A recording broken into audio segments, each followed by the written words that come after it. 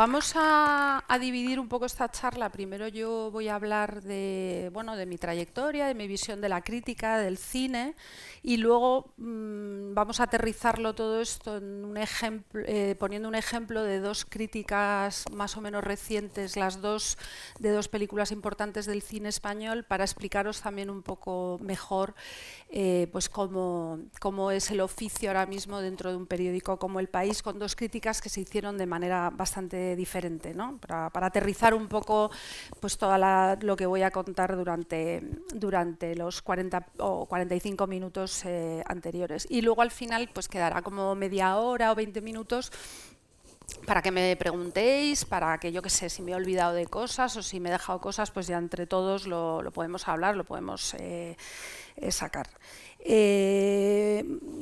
Lo primero que quería decir es que para mí la crítica es una lectura la crítica de cine, esto lo podemos aplicar a la de teatro, a la de música o a la de cualquier ámbito cultural, es una lectura profesional. Una lectura profesional en la que lo personal obviamente también juega un papel importante. A mí siempre que hablo de crítica me gusta mucho citar a los textos que hizo el poeta Oden, W.H. Oden, sobre lo que era para él la crítica, ¿no? A mí siempre me ha servido bastante de guía porque él establecía una especie de equilibrio entre lo que era la erudición, que le parecía importante, pero también la propia experiencia personal, ¿no? Y luego él establecía, por ejemplo, él establecía el criterio del crítico pedante, el crítico maniático, el crítico para críticos, ¿no? Establecía distintas formas de crítico y él siempre defendía pues, el que conseguía ese difícil equilibrio entre la erudición, o sea, el aprendizaje, la sabiduría, el saber de algo, o sea, ser profesional, y luego pues la propia aportación de la propia experiencia de vida, ¿no? Que al final creo que es importante que un crítico también aporta su mirada, su vida y lo que sabe de la vida, además de lo que sabe de cine, ¿no?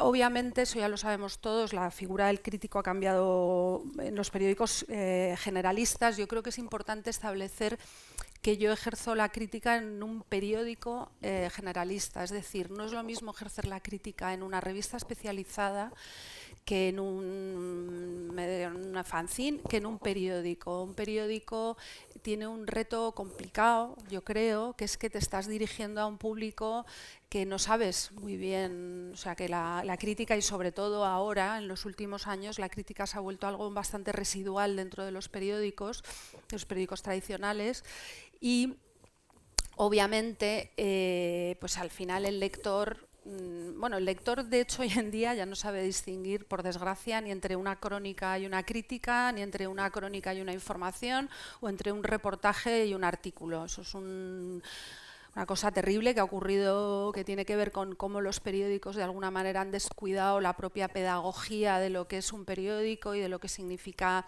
entender las distintas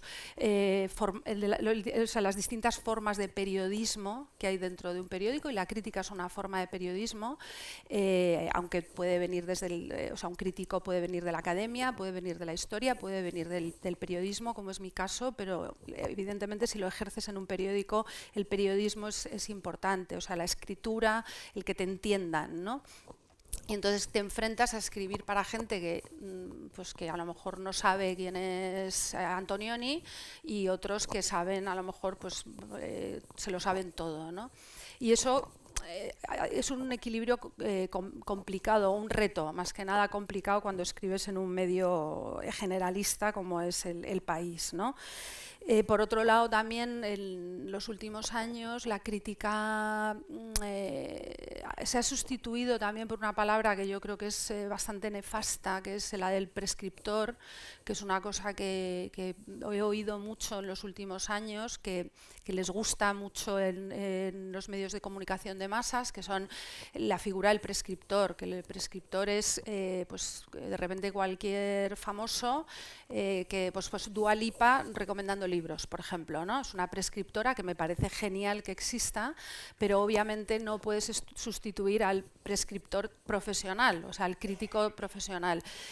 Y porque la animadversión al crítico es una de las cosas más absurdas y más, bueno, y que tiene que ver también con este mundo de los últimos tiempos, obviamente de las redes sociales, de la crítica del gusto, que es una crítica en la que es el dedo arriba o el dedo abajo, que yo creo que no es interesante, o a mí no me interesa por lo menos, pero bueno, es verdad que las redes sociales en ese sentido han cambiado muchas cosas, ¿no? No con la crítica de cine, porque es absurdo pensar que es la crítica, o sea, no hay una crisis de la crítica de cine, hay una crisis general del periodismo y de los medios tradicionales, y ahí dentro está la crítica de cine.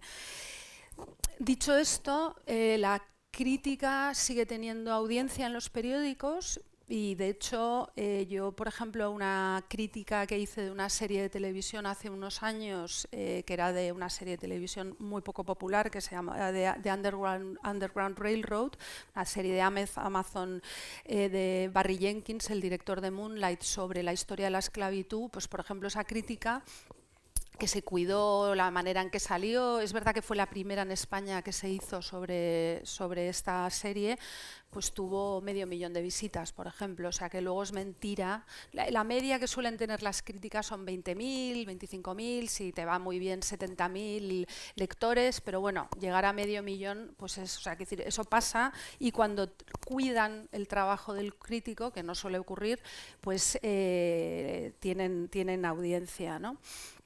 Bueno, esto por un lado es de una manera bastante por encima lo que es para mí la crítica. Ahora voy a hablar de mi propia trayectoria y de mi propia relación con el cine, ¿no? Hay una frase que leí el otro día en un artículo que escribía José María Parreño en el Cultural sobre los 40 años de la inauguración del Reina Sofía, que me encantó, la apunté y os la voy a leer, de Robert Fillou, este artista y poeta francés muy vinculado a Fluxus, que decía esta frase que yo la aplico también a mi relación con el cine, ¿no? La frase de Fillou dice: el arte es lo que hace que la vida sea más interesante que el arte. O sea, el arte es lo que hace que la vida sea más interesante que el arte. Bueno, pues para mí el cine es lo que hace que la vida sea más interesante que el cine. O sea, creo que el cine debe ser una herramienta o lo que cada uno decida, pero que te ayude a vivir y que te enseñe a vivir y que forme parte de la vida, ¿no? Mi relación con el cine, antes de empezar con mi trayectoria, no me queda más remedio, o sea, lo hago feliz además de hablar de mi padre, porque obviamente mi trayectoria está muy unida a mi padre. Yo no sé, algunos de vosotros no todo lo que voy a decir lo sabéis porque lo conocíais, pero bueno, mi padre murió hace ya 20 años. Y no todo el mundo sabe quién es ya. Entonces, bueno, mi padre fue un guionista de cine español, fue un crítico, fue un ensayista, fue una figura muy relevante dentro de la crítica española, sobre todo en El País. Ejerció también de crítico de teatro en Diario 16 y empezó, él estudió en la Escuela de Cine, en la histórica Escuela de Cine de Madrid, luego también hizo Derecho, Filosofía, pero bueno, acabó en la Escuela de Madrid, donde le echaron por cuestiones políticas, y ejerció también, no sé si lo he dicho antes, la crítica de teatro en Diario 16. Bueno, obviamente mi relación con el cine está totalmente mediatizada por mi relación con mi padre, porque mi padre, desde que yo era muy niña, muy pequeña, desde que prácticamente no tenía uso de razón, pues me llevaba al cine. Me llevó al cine, era casi nuestra relación, que era una relación muy especial y muy fuerte la que teníamos. Yo prácticamente todos los días cenaba con él hasta que se murió y tenía una relación muy fuerte con él, ¿no? Entonces, mi padre, desde que yo era muy niña, me llevaba al cine, utilizó el cine como una forma de comunicación conmigo, ¿no? Nosotros nos conocimos y nos quisimos a través del cine. Pero luego, además, yo también descubrí en él y en su generación una pasión que yo el cine lo descubrí en el cine, o sea, yo todavía pertenezco a una generación que el cine lo descubrió en las salas, no en la televisión, ¿no? Yo nací en el 68 y todavía mi generación pues, descubrió lo que era la magia del patio de butacas del cine, ¿no? Que este libro último que ha citado Marta de fotografía que he coordinado y que he editado habla un poco de eso, ¿no? Entonces, bueno, pues mi relación con mi padre, por un lado estaba esa especie de infancia vinculada totalmente a todas las películas, que fueron muchísimas que vi con él, pero luego también a cómo yo observaba la pasión y todo lo que significaba el cine para él y para su generación, ¿no? Que era algo, mi padre era un niño de la posguerra y para él y para todos los que eran como él, el cine fue en este país una puerta, a una ventana a un mundo que para ellos en ese momento, un mundo de libertad, un mundo de sueño, una patria que les hacía alejarse de una realidad bastante terrible que fue la de la posguerra, ¿no? en España. Para mí fue muy importante, por ejemplo, os cuento una anécdota, cuando yo tenía 12 años, mi padre desde muy pequeña me llevó a ver películas que no se correspondían ni con mi edad, ni con mi preparación, ni con nada, que eso fue que le costaba muchos disgustos y peleas con mi madre, aunque estaban separados, el cómo él me llevaba a ver películas para adultos a mi madre le indignaba, ¿no? Entonces, con 12 años me llevaron al Alfabil, Víctor Erice y él. Mi padre escribió con Víctor Erice el guión del Espíritu de la Colmena. Y entonces con 12 años, es un recuerdo que tengo muy nítido, fuimos los tres a ver Relámpago sobre el agua a los cines Alfabil. Relámpago sobre el agua es una película documental de Wim Wenders y de Nicolas Ray, pero bueno, es una película sobre la muerte, sobre los días finales de Nicolas Ray. Es una película en la que participó Sam Shepard y en la que participaron mucha gente del entorno de Ray. Y bueno, esta película de la que yo tengo un recuerdo como medio difuso, sobre todo los azules, tengo un recuerdo siempre recordado, había un azul muy fuerte en la pantalla. Bueno, cuando salimos del cine, es que nunca lo olvidaré, de repente me llevaron a un bar y me sentaron en una mesa y es que estuvieron a lo mejor hasta las 4 de la mañana, que yo me dormía en la mesa, yo era como, por favor, que paren, discutiendo con una pasión sobre aquella película, me acuerdo como se indignaban por unas cosas, no por otras, era realmente... Yo había visto una película, pero después de la película asistí a algo que era casi más fascinante que la propia película, que era esos dos hombres realmente hablando con un apasionamiento total sobre lo que habían visto.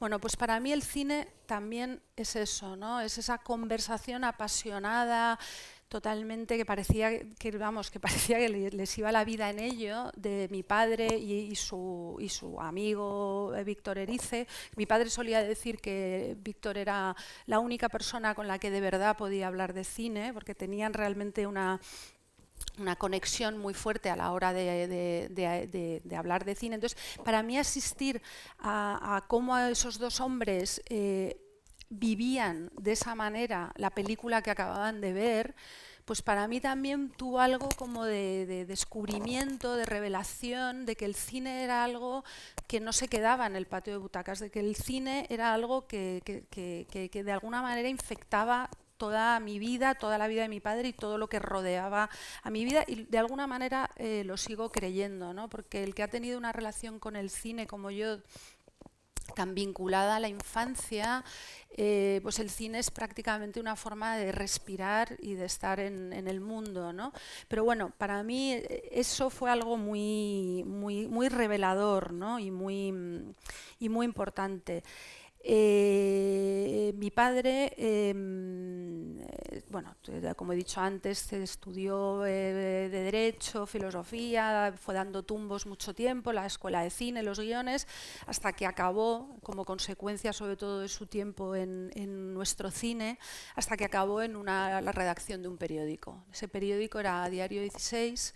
Mi padre también había pasado por Primer Acto, que fue una revista mítica de teatro española. Y entonces acabó, porque tenía que trabajar y ya un poco la vida bohemia, ya se había separado de mi madre y la vida bohemia pues ya se le había agotado de alguna manera, y acabó en la redacción de Diario 16. Y ese fue mi segundo descubrimiento, ¿no? También siendo muy niña, descubrí lo que era la redacción de un periódico. Y admito que para mí ese descubrimiento de la vida de una redacción, que hoy en día no tiene nada que ver, hoy en día las redacciones son casi laboratorios, pero no lo eran en ese momento, estoy hablando de los años 80 o finales de los 70, años 80. Las redacciones eran un lugar apasionante en el que uno se encontraba absolutamente de todo.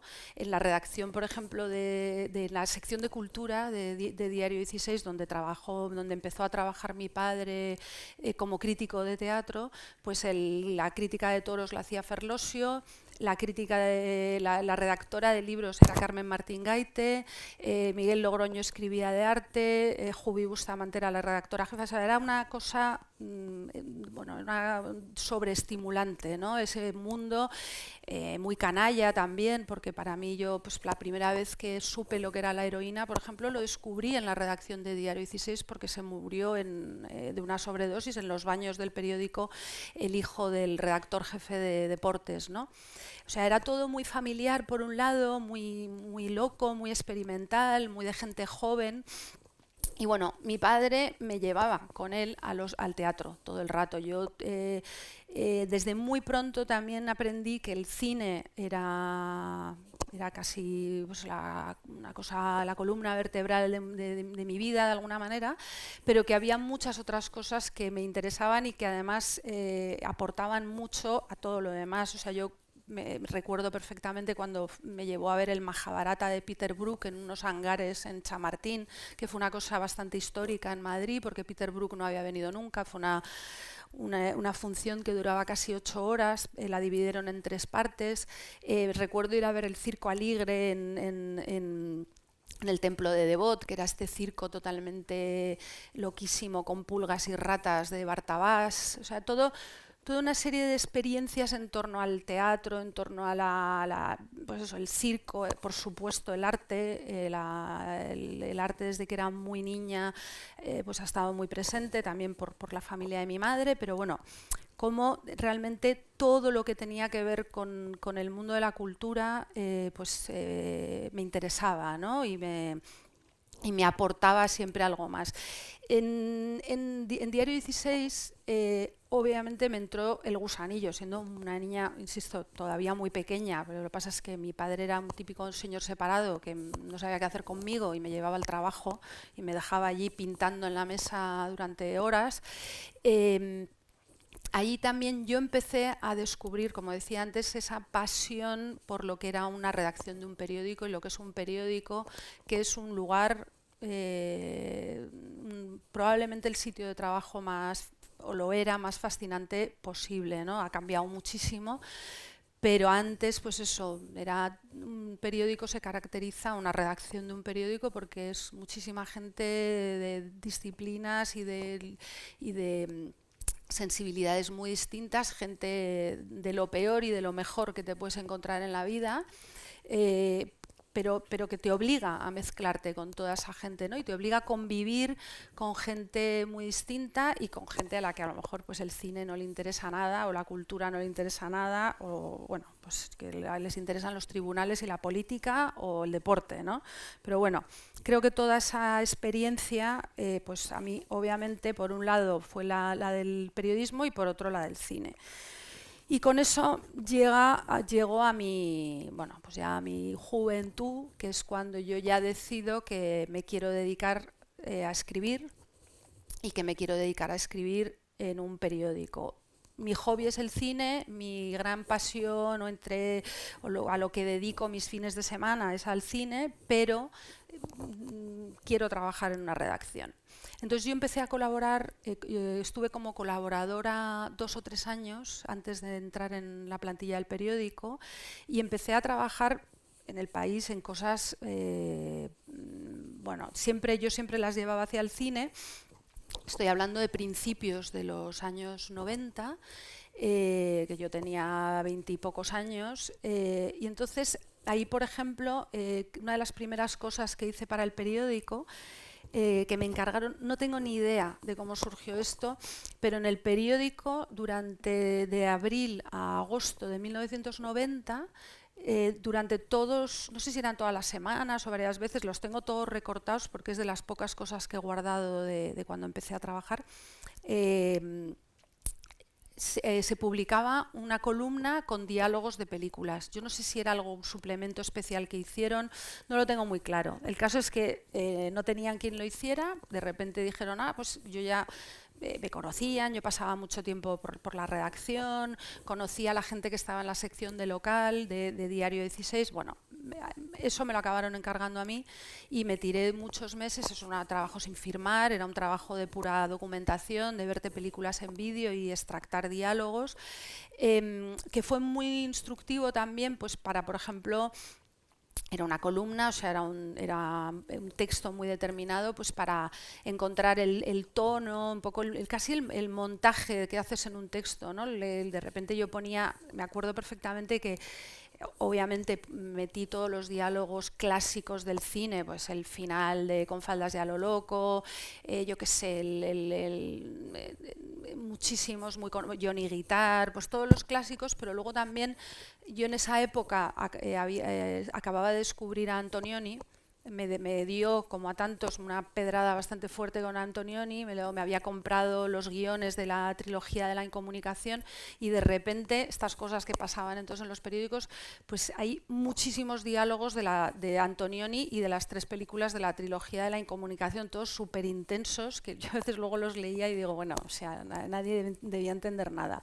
Pero bueno, la verdad es que era un espacio, de repente ocurrían estas locuras, ¿no? Yo, uno de los primeros reportajes que publiqué en El País, también en el año 91, todavía siendo colaboradora, no estaba en plantilla en ese momento, pues por ejemplo fue un reportaje sobre el Madrid de Ava Gardner, ¿no? Que luego tanto se ha escrito sobre eso. Yo recuerdo me fui con una amiga y entonces todavía vivían muchos de los personajes que habían conocido a Ava Gardner.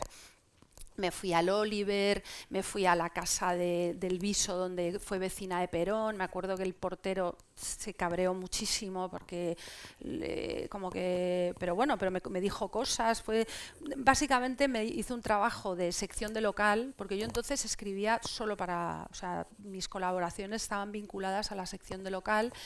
Y entonces, bueno, pues de repente hice este reportaje, hice otros que tenían que ver con Madrid y el cine, ¿no? Entonces, bueno, esta historia yo había escuchado muchas historias de Ava Gardner porque había muchísimas leyendas urbanas en Madrid en torno a lo que había sido su vida en Madrid. De hecho, un tío de la familia de mi madre, de mis tías, pues conocían la Casa de la Bruja y el que le había alquilado la Casa de la Bruja era un amigo de mis tías. Bueno, tenía información de mi familia, de tal, y entonces, bueno, pues hacía este tipo de trabajos. Y luego mi suerte, o ahí fui la Expo 92. Yo ahí sí, la que era redactora, la que era jefa de la sección de local de Madrid, que era Sol Fuertes, se fue a Sevilla.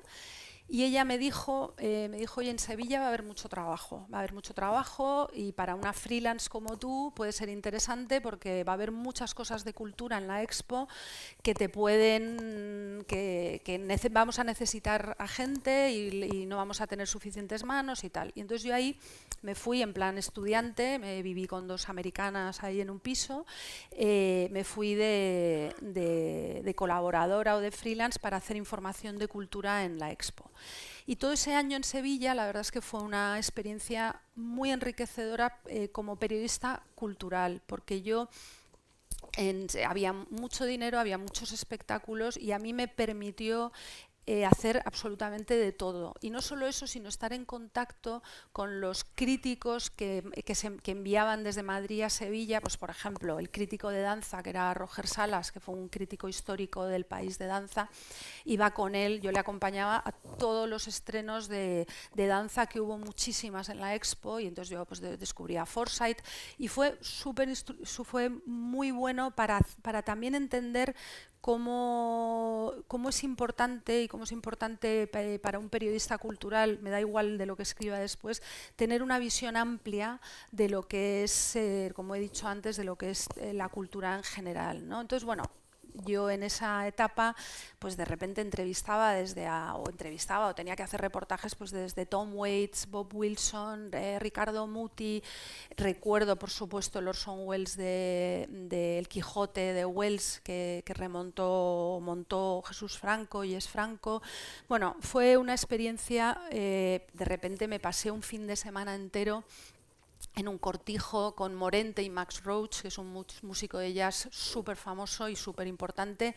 Pues de repente me tiré un fin de semana entero, que es que eso yo creo que hoy no sé si se les ocurre o que ya no se hace o que no, pues de repente te pasabas un fin de semana entero con ellos, conviviendo y escuchándoles cantar a un músico de jazz que no hablaba nada de español y Morente que no hablaba nada de inglés, pero que se comunicaban perfectamente a través de la música, ¿no? Entonces eso, o sea, asistir a todo eso, disfrutar de todo eso, escribir de todo eso, comprender todo eso, a mí me abrió me abrió la cabeza en muchísimos sentidos y me enseñó a valorar muchas cosas que creo que son importantes a la hora de escribir de cultura o de cine o de lo que sea, ¿no? Que es entender, ¿no?, cómo es y luego también un periodismo cultural ambicioso, que es una cosa que creo que se ha perdido, pues que es eso, o sea, tú para escribirte una historia que a lo mejor eran un folio o 2 folios, pues te pasabas un fin de semana entero. Pasabas un fin de semana entero conviviendo con los artistas y entendiendo lo que estaban haciendo, ¿no? Y simplemente observando, porque tampoco podías hablar con ellos, pero bueno, la capacidad de observación obviamente se desarrollaba y mucho ahí, ¿no? Entonces, bueno, yo cuando volví de la Expo en el 93, eso coincide con el momento en el que se abren en casi todos los periódicos, pero desde luego en El País se abren las delegaciones ya definitivamente y se abre el suplemento de Local de Madrid, que es una cosa que se han perdido y que es una pena porque es uno de los mejores campos de entrenamiento que hay para un periodista, son las secciones de Local. Entonces, a mí en un principio me quisieron llevar a la sección, ahora ya contratada, o sea, ahora ya dentro de la plantilla del País, en ese momento entramos muchísimos, entre ellos el que es ahora director del País, que era mi compañero de mesa entonces entramos muchísimos ahí. Y a mí me quisieron llevar a un suplemento nuevo, juvenil, cultural, que nacía entonces, que era Tentaciones. Y yo ahí me resistí porque yo estaba muy empeñada en quedarme en la redacción. Yo quería estar en la redacción grande, en la planta, en la sección de Local, que era la otra opción.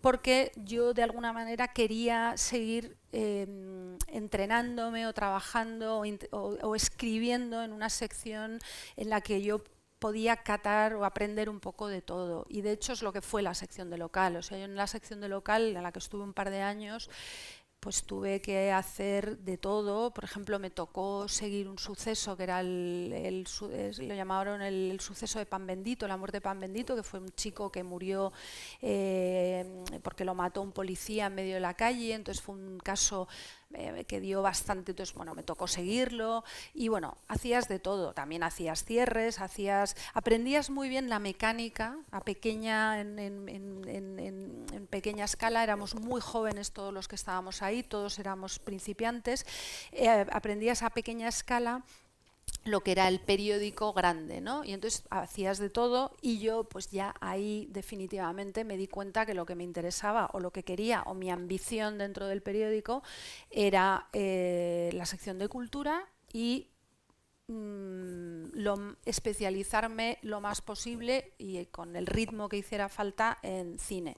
Y eso es lo que hice al cabo de los años. Acabé en Cultura, y en Cultura pues durante muchos años que he estado trabajando como periodista cultural en el país, pues he tenido que hacer de todo, desde trabajo de edición, que creo que es muy importante porque una de las desgracias también que se ha perdido en el trabajo periodístico es el trabajo en equipo, y el trabajo en equipo es fundamental, el trabajo de los editores, incluso el escribir a veces a cuatro manos, el que no te salgan las cosas y que venga alguien al lado, leérselo y el estar con gente, ¿no? El ruido de los demás y el trabajar, que te lean, que tú leer y luego hacer trabajo de edición. O sea, cortarle un texto a alguien más, darle la vuelta a un texto que no es tuyo. Bueno, algo que creo que enriquece mucho tu trabajo como escritor o como periodista o como lo que sea, ¿no? Entonces, bueno, pues en la sección de Cultura, pues ahí también fue muy interesante, muy enriquecedor. Ahí hice de todo. He hecho reportajes, he hecho entrevistas, he hecho, yo qué sé, he cubierto por supuesto festivales de cine. Ahora os contaré un poco más en detalle ese trabajo. Y bueno, y desde que recuerdo cuando se murió Kubrick, por ejemplo, que estaba yo de guardia en el periódico y estaba sola, y se murió Kubrick creo que eran las 12, era tardísimo, y bueno, pues llamar al corresponsal que había entonces en Inglaterra, que se llamaba Juan Carlos Gumucio, y decirle, oye, hay que hacer una crónica de la muerte de Kubrick, un artículo de opinión. Bueno, esa serie de cosas que creo que son importantes, o lo eran, para entender cómo funciona un medio como es El País, o un medio de masas. Luego, a mí el género de la entrevista reconozco que no me gusta mucho, no me considero una buena entrevistadora, porque soy bastante vergonzosa y me cohíbe mucho, o sea, obviamente si hay que hacerlo, pues como esto lo hago, pero no me siento especialmente cómoda. Aún así, algunos de los mejores recuerdos que tengo como periodista cultural están vinculados a entrevistas que he hecho, ¿no? Y en concreto hay una que lo pasé muy mal, que fue la de Butch Schulberg, que cuando publicó un libro de memorias que sacó aquí, Acantilado, y era un señor ya muy mayor, y yo le tenía que preguntar, obviamente, por cómo había traicionado a sus compañeros del Partido Comunista durante la caza de brujas, que es por lo que es algo que le marcó de por vida, y yo no podía tener a ese señor, que me da una pena horrorosa por otro lado, porque era un señor muy mayor, pero claro, si no le preguntaba eso, es que no podía volver al periódico. Y entonces, bueno, pues por ejemplo, eso al final fue interesante, ¿no? Te ponen en situaciones incómodas, pero que también, pues la vida, por desgracia, de un periodista consiste en estar en un lugar bastante incómodo casi siempre, ¿no? Pero luego, por ejemplo, tuve una situación o una entrevista que fue incómoda, pero a la vez fue maravillosa, con Claude Lanzmann, el director de Shoah, al que entrevisté 2 veces, luego lo volví a entrevistar al cabo de los años, y entonces, bueno, cometí, no sé si el error o lo que sea, yo había visto la mitad de Shoah, y entonces no había visto todo Shoah porque no la habían emitido entera todavía, no la habían proyectado, la habían puesto en la 2, no sé si un par de años antes. Aquí lo invitó el Instituto Francés, y entonces tampoco era como ahora, que en internet tienes todo lo que quieres, era todo más complicado. Y entonces lo habían puesto en la 2 y la habían puesto solo la primera parte, no me acuerdo cómo fue. Entonces nada, empecé a hablar. Este hombre era un ogro, o sea, yo le admiro muchísimo, pero era un señor con un carácter muy fuerte, un ogro tal cual. Y entonces, ingenua de mí, él me preguntó de repente, estaba hablando y me dice, pero... entonces yo le confesé que solo había visto la mitad de Shoah. Entonces, claro, se puso como un obelisco, o sea, me quería matar. Pero ¿cómo? Ahora mismo se va a ver la película. Bueno, me montó una que yo era como, pero no, sí, tal. Yo no sabía cómo salir del embrollo. Al final salí de aquello como pude. La entrevista, de alguna manera, incluí la bronca en la entrevista, y me ocurrió algo increíble, que cuando, no sé si fue esa misma tarde o la mañana siguiente, me llamaron del Instituto Francés y me dijeron, no, es que el señor Glanzmann le quiere enviar una cosa a la redacción, ¿no? Y entonces yo creo que él, a lo mejor, quiero pensar bien, se sintió un poco mal por lo furioso que se había puesto conmigo, y entonces me mandó a la redacción, que lo guardo como un oro en paño, una edición que acababa de salir en Francia con un libro y 2 DVDs con toda Shoah completa, ¿no? Y entonces a mí la verdad me emocionó aquello, porque en el fondo también había como ese guiño de que, aparte que creo que era verdad, o sea que realmente, y creo que era verdad que a Glanzmann, más que estar haciéndole aquella entrevista, lo que le interesaba es que yo viviera la experiencia de Shoah completa, ¿no? Esa experiencia transformadora, que para mí lo fue totalmente, de ver esa película o esa especie de gran monumento sobre los testimonios del Holocausto, y que a mí, cuando la vi ya completa, realmente entendí no solo lo importante que era cinematográficamente, sino históricamente, y el efecto sobre todo que tuvo en mí contemplar esa película, ¿no? La crítica yo empiezo a ejercerla en 2019, o sea, hace no tanto. Mi padre murió en 2004 y bueno, ya nos separaba, por desgracia, mucho tiempo.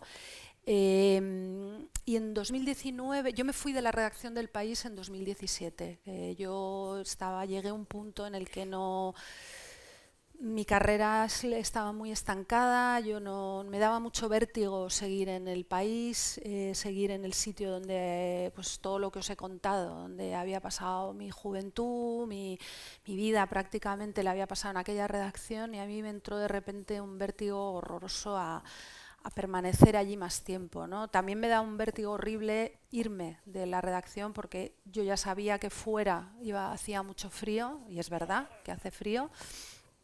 Pero me pudo o sea, tenía claro que tenía que romper de alguna manera con muchas cosas, ¿no? Y entonces me fui en 2017, empecé a hacer otros proyectos más vinculados al mundo del arte, empecé a colaborar con el archivo La Fuente, que es un archivo de arte documental que se vendió al Reina Sofía unos años. Empecé a colaborar con ellos, empecé a hacer un trabajo más de comisariado e investigación. Bueno, empecé a hacer otras cosas, todo muy una realidad más precaria, que con un sueldo fijo y con una seguridad económica, pero bueno, era un salto. En ese momento mi hija, yo fui madre relativamente pronto, con 29 años, que bueno, eso es otro tema, la maternidad, la conciliación, en fin, cosas también bastante importantes en la carrera de una mujer periodista, crítico o lo que sea, pero bueno. Mi padre también me ayudó muchísimo con mi hija, la recogía en la ruta, un poco replicó con ella lo que hizo conmigo, de sus tardes hablando de cine y enseñándole películas y viendo Crin Blanca y El Globo Rojo y haciendo cineforums en casa. Lo replicó, y para mi hija ha sido muy importante. De hecho, mi hija, que vive en Berlín y es artista visual y se dedica también al cine más desde el lado experimental. Para ella fue muy importante también la relación con su abuelo y todo lo que aprendió con su abuelo.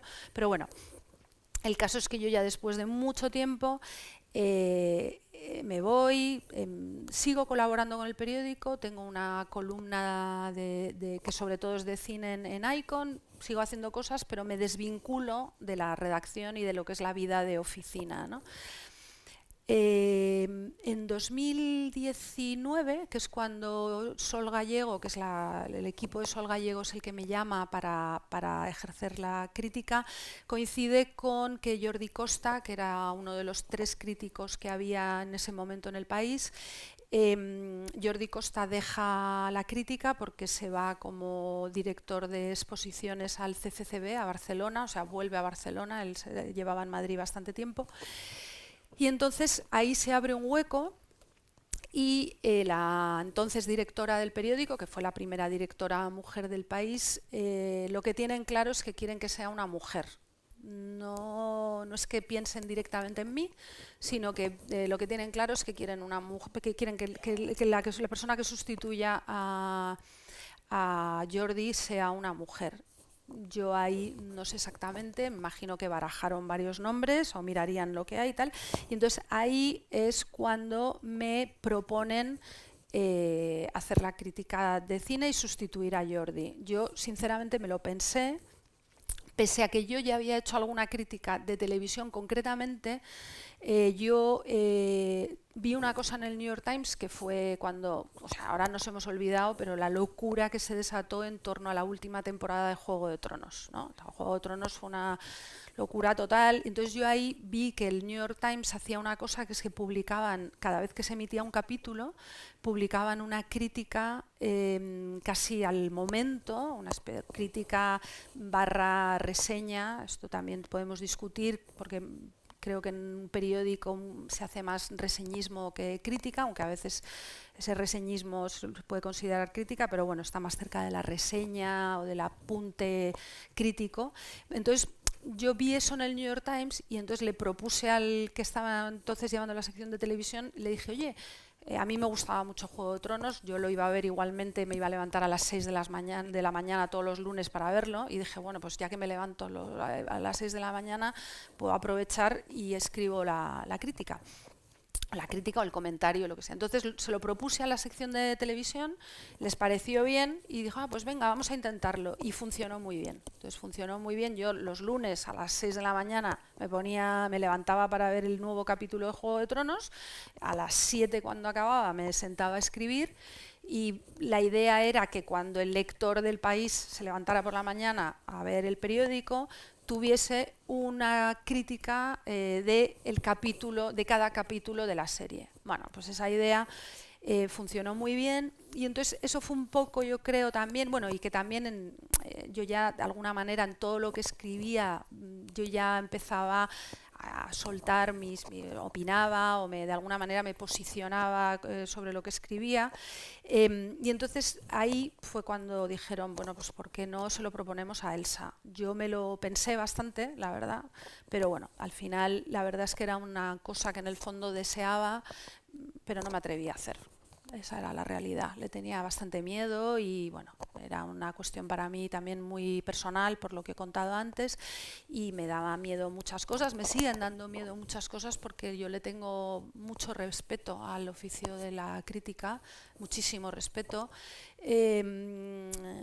Para mí es un camino que ha empezado, y creo que es un camino en el que uno tiene que esforzarse y nunca dejar de aprender, ¿no? y de esforzarse, ¿no? Para no solo escribiendo mejor, sino también sabiendo cada vez más de lo que uno escribe, ¿no?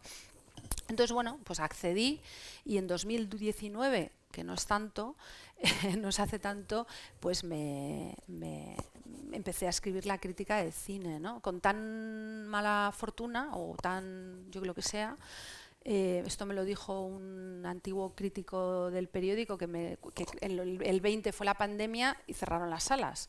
Y entonces me acuerdo que me encontré por la calle con Augusto Martínez Torres, que es un director underground y crítico que estuvo mucho tiempo vinculado al periódico. Me lo encontré por la calle y me dijo, mujer, empiezas a ser crítico y cierran los cines, esto háztelo ver. Y dije, hombre, no me digas eso, ¿no? Porque es verdad que no le faltaba un poco de razón. Y bueno, pues empecé y poco a poco, con mucho esfuerzo, pues he ido llegando. Es un oficio que encuentro que es muy difícil, que encuentro, como he dicho al principio, que además ahora es, por desgracia, bastante residual dentro de las redacciones. Creo que no es mentira esa precariedad de la que habla todo el mundo en torno a la crítica, es totalmente cierto, pero no afecta a la crítica de cine, afecta a la crítica de teatro, de música. O sea, lo que es absurdo es pensar que afecta al cine, no, afecta a todos los ámbitos de la cultura, y creo que es una cosa que tiene que ver con nuestro país, porque yo la verdad que ahora paso mucho tiempo fuera en Estados Unidos, creo que no es así en Estados Unidos. Unidos, por ejemplo. Creo que la crítica allí, la crítica anglosajona, que a mí yo siempre reconozco que he tirado más hacia la lectura de la crítica anglosajona que de la crítica francesa, siempre me ha, bueno, también porque vengo de una educación más anglófila. Bueno, pues a mí yo veo cómo están la situación de los críticos allí y es muy distinta a la de los críticos en España, ¿no? Yo creo que se les sigue, o sea, en el New York Times el suplemento Arts lo abre siempre con la crítica de Manola Dargis de la semana, ¿no? Con el Critics Pick en el que ella decide, es que por ejemplo Sorry Baby, que es una película muy pequeña que van a estrenar dentro de poco, aquí en España, pues ella decide que es la crítica de la semana, ¿no? No sé si eso ocurriría aquí con una película tan pequeña y tan, a mí me encanta esa película, pero bueno, creo que en ese sentido nos siguen llevando muchísima ventaja. También hay que decir que obviamente los medios medios en concreto los estadounidenses pues siguen siendo mucho mayores que los que hay aquí. Entonces, no sé cuántos minutos llevo ya, porque a lo mejor para entrar en lo del tráiler, vale. Bueno, pues sí, entonces, bueno, pues hasta, ahí llego hasta ahora, ¿no? Entonces, estos años viendo, por desgracia, más cine en casa del que me gustara, el que me gustaría, y pues tirando mucho de links y de todas estas cosas que han ocurrido después de la pandemia, ¿no?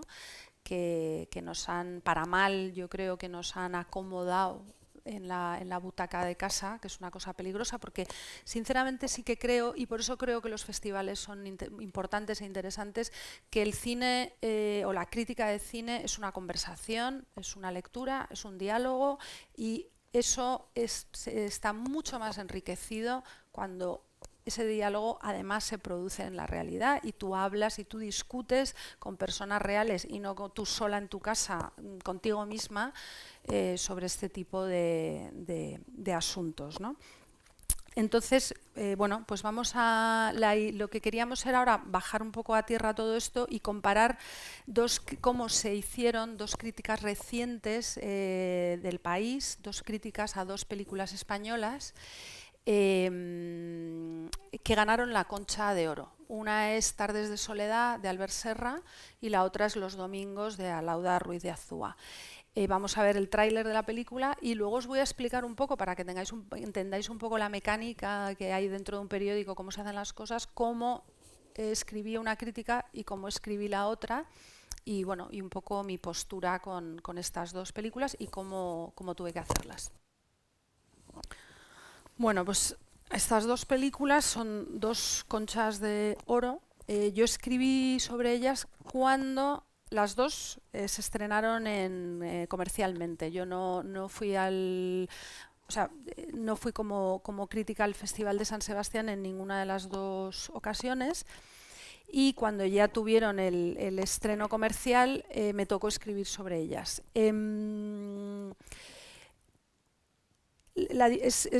O sea, tanto una como otra, no me acuerdo exactamente por qué Tardes de Soledad, porque son dos películas que le tendrían que haber tocado al crítico titular y no a mí. Tardes de Soledad no sé cómo fue, pero a mí Tardes de Soledad, nosotros nos repartimos las críticas una semana antes, ¿no? El jueves, o sea, mañana, tenemos un chat y en ese chat se ve, no se hacen todas las películas, ya no hacemos, antes sí, ya no hacemos todas las películas de la semana, eso es un tema complicado y peliagudo, porque nos obliga a elegir una o dos películas a la semana. En esa elección participa de alguna manera a veces el redactor jefe, a veces el coordinador de cine, a veces los críticos que estamos allí, cuando digo allí me refiero al WhatsApp, no y bueno, el caso es que tanto Tardes de Soledad como Los Domingos son dos críticas que por la importancia de las películas le correspondían al crítico titular, pero no sé por qué Tardes de Soledad no le correspondió, y entonces yo con una semana de antelación supe que la tenía que hacer, y Los Domingos, por el contrario, fue una crítica que tuve que hacer en el día. yo en el día el crítico falló, pues no se encontraba bien o tal, y entonces de repente se encontraron que no tenían crítica de la película principal de la semana y yo la tuve que hacer de un día para otro. Explico todo esto porque aquí es cuando viene lo del oficio. O sea, yo la crítica de Albert Serra me la pude trabajar con calma, me vi otras películas de toros españolas, me lo trabajé. También hay una diferencia importante. A mí la película de Serra me apasionó, la verdad, y no me pasó lo mismo con Los Domingos. En el titular de la de Serra, yo, por ejemplo, la palabra obra maestra no la uso. Creo que la uso para clásicos del cine, pero creo que no se puede utilizar la palabra obra maestra con ninguna película que acabas de ver. O sea, yo creo que la crítica cuando digo es una lectura en la que además el fallo es obviamente pues que uno falla, no es, o sea, uno se puede equivocar, y creo que lo único que puede determinar que una película es una obra maestra es el tiempo. El único juicio real es el tiempo, y decir que una película es una obra maestra cuando la acabas de ver es, yo creo, o sea, son palabras, una palabra que por desgracia casi ha perdido su valor. Pero yo sí puse la palabra magistral en el título de la de Serra, porque sí me parece una película, a mí me deslumbró completamente la película. Yo la vi aquí en Madrid, en los cines Verdi, y me deslumbró completamente. Entonces, bueno, me deslumbró tanto que me preocupé por entender mejor lo que había sido las películas de toros en España, lo que es yo además también tengo una relación compleja, como me imagino que la mayoría, con el mundo del toro. Por un lado me considero una persona animalista, pero por otro lado he ido a los toros.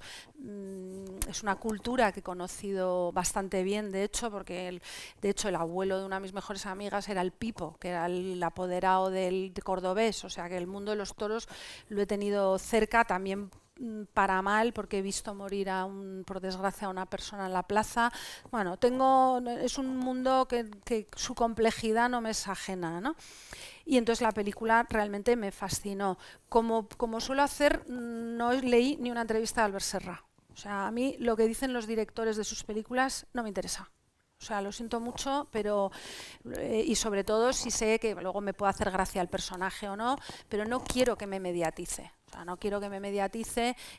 Yo Sirat, cuando la vi en Cannes, que la vi 2 veces, la vi primero en España y luego la vi en Cannes antes de escribir la crítica, pues me daba igual lo que dijera Oliver Lache sobre su película. O sea, yo no quiero que me mediaticen las palabras de los directores. Yo quiero entender lo que veo desde mi propio conocimiento, o de mi propia cabeza, o mi estómago, si es más que mi estómago, que no creo que no hay que escribir desde el estómago, pero sí desde la emoción y desde el corazón, ¿por qué no?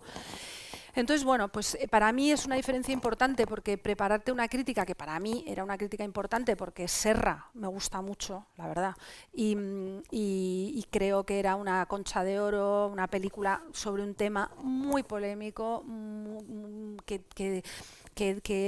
no podía, no quería y no podía hacerlo mal, o por lo menos no tener todas las herramientas en mi mano. Y las herramientas de un crítico creo que es saber, pues, situar también esa película en un contexto histórico y entender de dónde viene, hacia dónde va, y bueno, sobre todo una película que tiene elementos además tan complejos, yo creo, como esta, en la que el rito del toro y el dolor del animal, que es para mí, por eso me interesa tanto esta película, porque creo que entiendes completamente tanto el dolor del animal. La película se abre con el plano de un toro en la dehesa, con la respiración de un toro, o sea, con la vida de un toro, y esa vida te afecta durante toda la película. Está muy presente la muerte del toro, nunca olvidas la muerte del toro, es una especie de loop que él utiliza todo el rato, y luego la fascinación total hacia el rito del torero, ¿no? Y esa cosa loca, loquísima, que es la figura del torero, ¿no? Entonces, bueno, a mí es una película que me fascinó, que me entusiasmó, y quise corresponder a esa fascinación, ¿no? Con los domingos me pasó una cosa que ojalá me pase lo menos posible, que es tener que escribir sobre una película que para mí, para una película que yo creo que es difícil escribir de ella y hacerlo en una tarde. Ojalá que me pase lo menos posible. Lo pasé mal, la verdad. El viernes, que es cuando se publican las críticas, no miré el móvil hasta la noche porque me da un agobio todo horrible. Y claro, ahí tuve que tirar del oficio de periodista, que es a veces esa herramienta que tienes, que es el periodismo, ¿no? El estreno de los domingos coincidió con la semana en la que Rosalía montó el circo este en Callao para presentar su disco, toda esa operación de marketing que hubo en Callao, y cuando todo el mundo empezó que si vuelven las monjas, que si no sé cuánto, que si no sé qué. Entonces ahí eché mano del puro oficio de periodista y dije, pues Rosalía.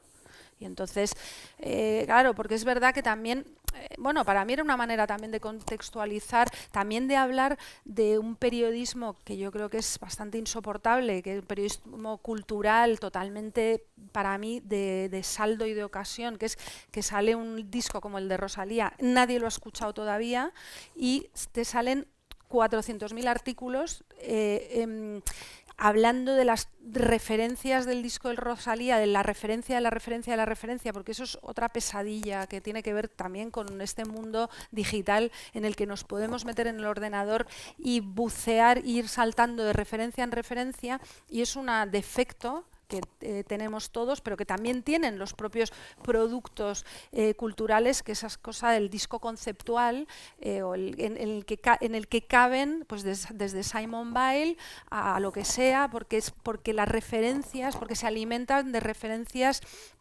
muy manejables, ¿no? de frases sueltas, de fragmentos. Vivimos en una realidad muy fragmentada y eso obviamente tiene un espejo pues eso, en la música, en el cine y en todo, ¿no?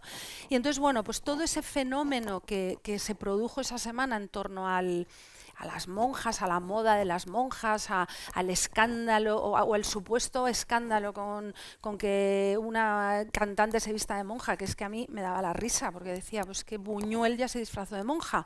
Entonces, bueno, pues con todo esto me ayudó para arrancar pues, una crítica en la que sobre todo el problema que yo tenía era que a mí es una película que me incomoda muchísimo los domingos. Es una película, de hecho, creo que los argumentos que tengo en contra de la película los encontré después de publicar la crítica, porque, claro, de ahí empecé yo a pensar, pero ¿por qué me la vi 2 veces, de hecho, ¿por qué me incomoda a mí esta película? ¿Por qué tengo este rechazo con esta película? ¿Por qué no me convence esta película? ¿No? ¿Qué tiene Los domingos? Que es una película muy bien interpretada, muy bien hecha. A mi querer, por ejemplo, es una serie que me gusta muchísimo.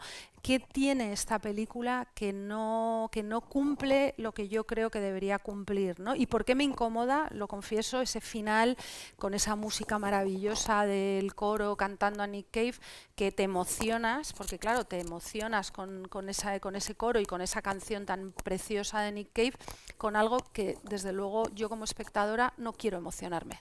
No quiero emocionarme viendo a una niña de 17 años entrar a monja de clausura. Lo siento mucho. Y entonces a mí todas esas turbulencias que me provocaba la película, pues intenté plasmarlas en una crítica que no, si no me recuerdo mal, creo que la titulé Alauda Rideazúa, bueno, porque también hoy en día son estos títulos larguísimos. Los títulos no voy a entrar ahí, porque con internet te obligan a unos títulos que quieren que funcionen en la web, pero luego en papel es bueno, yo qué sé, es bastante más complicado de lo que parece escribir hoy en día en un periódico, ¿no? Y escribir crítica hoy en día en un periódico. Entonces, yo recuerdo que titulé algo así como entre la catequesis y el arrebato místico, o algo más o menos. Porque claro, a mí el problema que yo tenía con la película es que es una película que si está hecha desde el punto de vista de la niña, el arrebato místico lo veo en una secuencia que no hay puesta al final, pero desde luego el arrebato místico es muy colateral para mí. Desde luego, si el punto de vista es el de la tía, es de una injusticia total hacia un personaje que es el único que tiene un poco de racionalidad y que y que yo creo que la película la maltrata de una manera injustificable para mí. Y luego ese padre, sobre todo esa familia que yo no entendía porque era una familia tan horrorosa, que hablando de dinero todo el rato, es una secuencia en la que la tía le quita literalmente un collar de perlas a una niña, que es como, o sea, ¿por qué esa animadversión hacia el único personaje, esa gestora cultural, que es el único personaje sensato, por qué nos tiene que caer tan mal, ¿no? Entonces me resultaba todo muy confuso, muy bien interpretado. A mí Patricia López Arnaiz me parece una actrizón que saca adelante el personaje. Todos los actores, la niña me parece que es buenísima, pero creo que es una película que al final, bueno, que al final, pues eso, que le encanta a los espectadores del Opus Dei y a todo lo contrario, y entonces que no es sectaria, que está abierta a todo el mundo, pero para mí no es que esté abierta a todo el mundo, es que no cumple con lo que quiere o lo que promete contar, ¿no? Y que luego además, insisto, de lo que habla no es de una niña que se quiere ir de misionera a África, que sería una cosa hasta bonita, sino de una niña que entrega su vida a un señor, ¿no? Entonces, claro, a mí realmente, ya digo, es una película que me cortocircuitó mucho y me vi en una tarde que tenía que escribir sobre una película que era como, ¿y ahora cómo? Bueno, pues me costó, obviamente me costó muchísimo y bueno, tenía que entregar la crítica. O sea, yo no podía decir, pues no lo entrego, porque yo también en ese sentido, pues también tengo mi prurito profesional y si me llaman del periódico y me dicen, oye Elsa, por favor, necesitamos que hagas esto, pues lo hago. Porque yo también creo que los periódicos son así y uno tiene que estar preparado para eso. De hecho, en los festivales de cine, que antes lo he dejado por ahí abierto, pero no lo he dicho, de alguna manera se trabaja haciendo ese equilibrio en el que uno tiene que escribir y emitir una opinión a los 2 minutos de haber visto una película, ¿no? Y no solo eso, sino que tienes que emitir un juicio después de durmiendo muy pocas horas, porque el ritmo de un festival de cine es bastante fuerte. Se duermen pocas horas, se ven muchas películas, yo además pues procuro ver todas las que puedo, y se trabaja a mata caballo y tú estás emitiendo juicios que a veces, pues o no a veces, muchas veces te puedes equivocar y para mí es una tortura cada vez que me tengo que enfrentar a películas que he visto en un festival de cine y me han entusiasmado, todo lo contrario, y digo, ay Dios mío, a ver ahora cuando las vea tranquilamente en un cine en Madrid, ¿qué me pasa, no?